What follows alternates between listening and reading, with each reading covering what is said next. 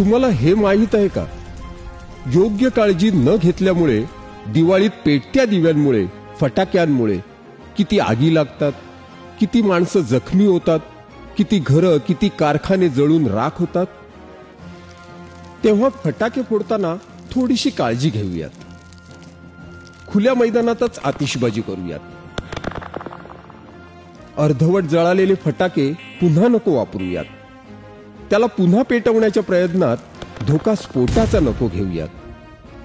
Flying crackers उडविताना थोडीशी काळजी घेऊयात. घरं, इमारती, झाडे, वाहने यापासून फटाके दूरवर लावूयात.